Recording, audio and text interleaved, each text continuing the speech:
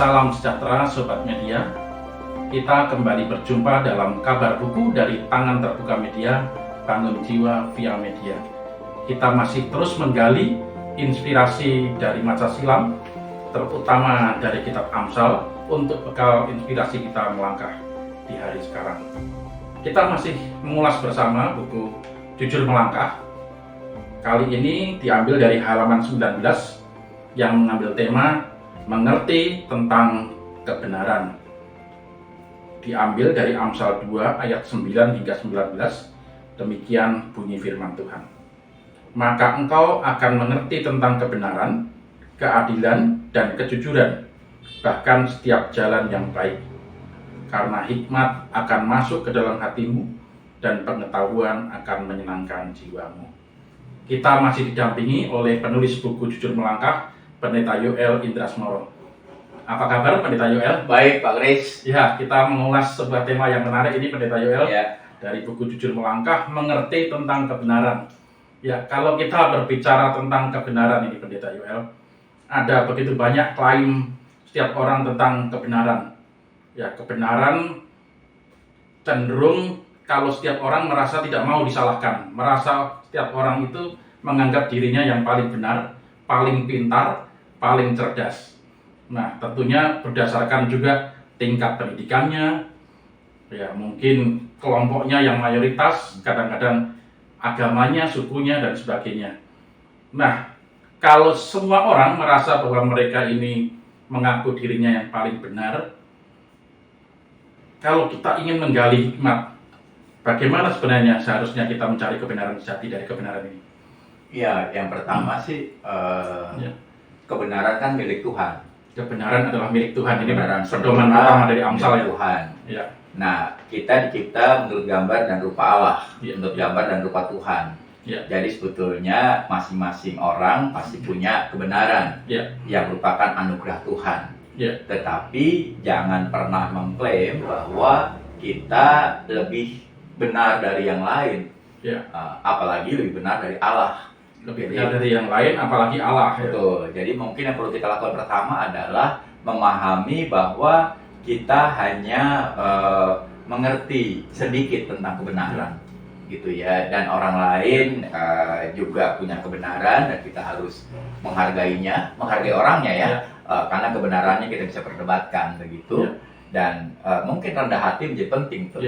Berarti kunci pertama adalah kerendahan hati ya. Sebelum kita berbicara tentang kebenaran, kita mengakui bahwa kita juga mengerti hanya sedikit, tidak mutlak. Tidak mutlak. Dan kita justru untuk menggali kebenaran kita bisa belajar dari orang lain. Belajar dari orang lain.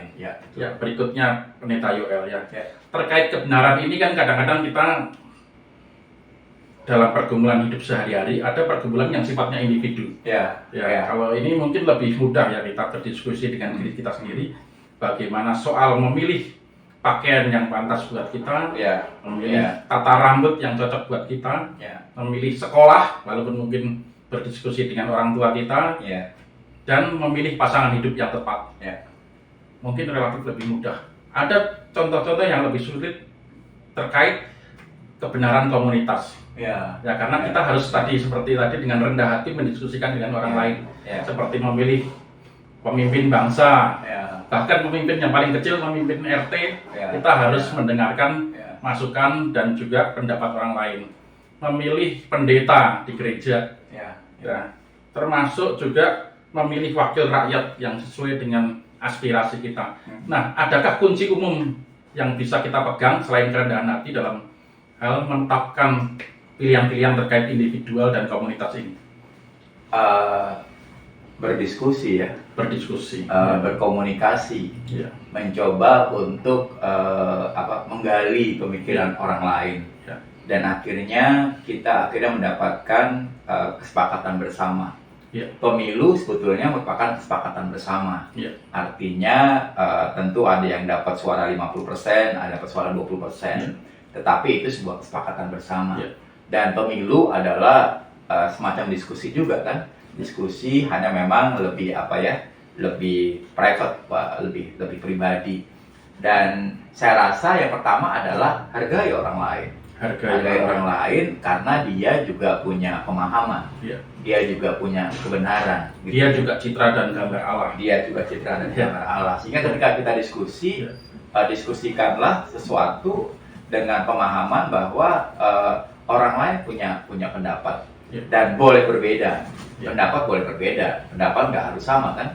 Ya, saya rasa itu menolong kita sih untuk lebih tahu siapa pemimpin yang cocok misalnya. Atau kalau mau lebih tinggi dasarnya adalah siapakah pemimpin yang cocok untuk negeri ini. Bukan untuk kelompok tertentu, bukan untuk saya, tapi memang untuk keseluruhan negeri. Pemimpin bersama.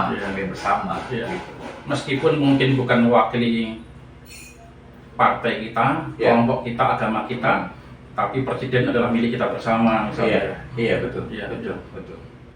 Ya, terkait dengan berdiskusi ini Pendeta Yoel. Kita seringkali mengalami, jangankan di gereja atau di kelompok masyarakat yang lebih luas, di gereja, di keluarga pun kadang-kadang kita mengalami bahwa beradu pendapat itu tidak mudah. Bahkan kadang-kadang mungkin daripada ketemu dengan sesama orang yang sama-sama terbuka dan rendah hati, kadang-kadang kita berjumpa dengan orang yang pendapatnya pokoknya, diberi penjelasan pun mungkin susah dan kadang-kadang cenderung menjengkelkan. Nah, tentunya tidak selalu kita nyaman dengan peristiwa seperti ini. Adakah solusi kalau kita bertemu dengan orang-orang yang dalam tanda kutip, maaf kata, keras kepala dan pendapatnya selalu pokoknya harus diterima dan sebagainya? Tidak gampang tidak gampang. Tapi mungkin kita harus paham bahwa orang itu pasti punya alasan kuat mengapa dia melakukannya. Dan yang harus kita lakukan adalah jangan berdebat. Dia dengan pokoknya, kita katakan saja bahwa saya punya pendapat begini. Nah, kadang-kadang orang merasa perlu bertanya mana yang benar gitu kan? Lalu ketika bilang mana yang benar, kita bisa katakan saja mana yang benar menurut kita bersama gitu kan. Kalau memang kita sepakat ternyata memang tidak bisa didiskusikan, ya mari kita sepakat untuk tidak bersepakat. Termasuk dengan voting dan sebagainya. Iya, betul. Dan itu dan ketika kita voting kalah begitu ya nggak apa-apa. Ini bukan masalah menang kalah, tapi yang penting kan kita sudah menyatakan apa yang kita anggap benar. Dan ketika apa yang kita anggap benar itu ternyata salah bagi orang lain, ya nggak apa-apa juga kan. Artinya kalau di gereja dalam hal tataran seperti pemilihan pendeta, pemilihan majelis, masalah pengambilan suara dan voting itu pada titik akhir tidak menjadi masalah ya? Iya, sebetulnya tidak selama semuanya dewasa ya. Selama kalau di gereja mula-mula bahkan lebih ngeri lagi dengan undi. Gitu kan, undi. Dan itu juga dengan undi itu artinya memberi kesempatan kepada Allah untuk mengambil keputusan gitu kan. Tapi kan mereka harus percaya bahwa undi ini pun kemungkinannya 50-50 gitu kan. Jangan undi ternyata kemungkinannya 10-90. Tapi siapa yang mau percaya bahwa kemungkinan undinya itu 50/50 atau 1/1 gitu kan. Nah, butuh kepercayaan. Apapun butuh kepercayaan tuh. Setiap setiap cara pengambilan keputusan pasti punya kelemahan. Tetapi pemahaman bahwa kita memakai kelemahan ini ya nggak apa-apa kan. Pendapat atau peribahasa barat seringkali mengistilahkan ada istilah atau peribahasa win-win solution. Mencari kemenangan bersama, rasa happy bersama terkait sebuah keputusan. Tapi kan sebenarnya dalam hidup sehari-hari win-win solution itu kadang-kadang tidak diperoleh. Kadang-kadang kita tidak mungkin, kadang-kadang kita harus dengan dewasa berbesar hati menerima pendapat umum yang lebih banyak ya. Nah, menurut Mas Yoel terkait dengan win-win solution ini apakah mungkin memang dalam kehidupan sehari-hari selalu ada win-win solution? Win-win solution itu sebetulnya menolong kita bersama untuk merendahkan hati untuk tidak merasa bahwa artinya ada keinginan bersama. Sebetulnya tujuannya apa sih gitu kan? Misalnya kita mau ke puncak, ada banyak cara. Mau lewat tol atau mau naik kereta api. Nah, kan itu kan perlu apa namanya, perlu dipercakapkan gitu kan. Kalau kekehnya dengan kereta api, yang satu kekehnya dengan naik lewat tol, naik darat, ya pasti nggak akan ketemu. Tapi kalau kesepakatan bersamanya adalah keprihatinan bersamanya adalah kita mau di sana jam berapa. Nah, apa namanya, sampai jam berapa agar bisa lebih cepat sampai, agar lebih cepat istirahat. Nah, itu kita bisa berdiskusi atau mencari yang paling hemat, atau yang mencari yang paling hemat. Nah, mesti ada itu tuh, ada alasan itu, alasan bersama tuh. Dan dengan itu maka kita bisa jadi akhirnya sadar, oh kalau kita mau nyari hemat, ya mungkin kereta api lebih hemat. Gitu ya, selama kita tahu kapan waktunya gitu kan. Jangan sampai kereta api, kan kereta api ada jam-jamnya gitu kan. Nah, itu hal yang perlu dipercakapkan lah. Mungkin saya satu lagi mungkin bertanya kepada Pak Yoel terkait sebuah kasus yang sering ini bukan terkait, yang sering dialami para kaum muda, yaitu misalnya yang pria berasal dari gereja A, aliran A, dan yang perempuan dari aliran B. Saya nggak berbicara tentang beda keyakinan. Nah, ketika mereka memilih menikah, mereka pasti akan memutuskan untuk apakah di gereja A atau gereja B, atau mungkin bahkan cari solusi tengah-tengah gereja C. Dan itu terkait dengan prinsip kebenaran dua-dua pihak. Bagaimana baiknya menurut Mas Yoel terkait dalam hal seperti ini ya? Kembali pertama bercakap-cakap. Kalau saya bertemu dengan pasang orang tersebut, saya akan katakan pilih gereja manapun benar, gitu ya. Pilih gereja manapun benar. Ini kan tidak mudah mengatakan demikian. Tapi kan Alkitab jelas mengatakan bahwa semua orang yang menyebut Dia sebagai Tuhannya pasti benar kan. Lalu yang kedua mungkin anak. Kita bisa memilih pembinaan mana yang untuk anak yang paling bagus. Jadi ada orang-orang pasangan-pasangan muda yang merasa perlu pindah gereja karena karena mereka melihat anak mereka gitu kan, demi pendidikan anak mereka. Mereka tidak melihat lagi ini gereja saya sejak kecil di sini, tidak. Intinya sih bercakap-cakap saja. Dan kalau anaknya sudah besar, bagus kalau anak ceritanya. Setelah survei gitu, dia lebih suka beribadah di mana gitu kan. Tidak disarankan berarti bapak di gereja A, ibu di gereja B, dan membiarkan anaknya milih sendiri. Oh tidak, karena itu apa namanya secara nyari waktunya juga susah, gitu kan, capek sendiri, gitu kan. Nanti ketika anak-anak ibadah, lalu orang tua ibadah, ibunya ibadah tempat lain. Jangan-jangan untuk ibadah aja kita butuh waktu 5 jam atau gitu. Sehari penuh hanya. Iya, sehari penuh untuk masing-masing ibadah kan. Padahal kan hari Minggu seharusnya buat keluarga. Betul. Gitu. Nah, ini pertanyaan mungkin terakhir Pendeta. Ya, dalam perjalanan hidup setiap manusia, ya kita sama-sama mengakui bahwa ketika kita milih pasangan hidup, ketika kita milih pekerjaan, pada akhirnya kita juga memilih pegangan hidup atau keyakinan kita. Dan semuanya itu kadang-kadang berkait dengan dua pilihan jalan, yaitu jalan kehidupan dan jalan kematian. Mau kita memilih muter-muter dan sebagainya, akhirnya toh cabangnya hanya itu, jalan kehidupan dan kematian. Semua orang pasti dalam hatinya, dalam pikirannya, dalam ucapannya selalu ingin memilih jalan kehidupan dan menghindari jalan kematian.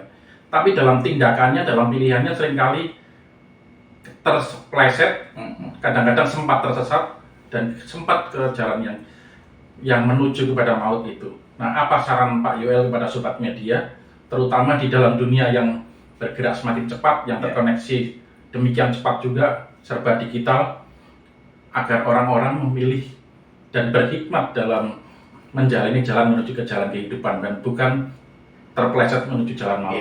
Iya, sebetulnya ini tidak gampang ya. Tetapi kita bisa mulai dengan apapun keputusan kita harus selalu bertanya, apakah Allah berkenan? Tentu dengan pemahaman kita ya. Jadi bukan pengalaman kita juga. Dan kita perlu bertanya tuh, apakah memang ini kehendak Tuhan? Lalu kita bawakan itu ke dalam doa. Doa itu bukan berarti kita menyesuaikan kehendak Allah dengan kita, tidak. Tapi kita menyesuaikan kehendak kita dengan kehendak Allah. Dan ketika dalam doa itu kita semakin damai dalam keputusan itu, kita boleh berani bilang itu adalah kehendak Allah.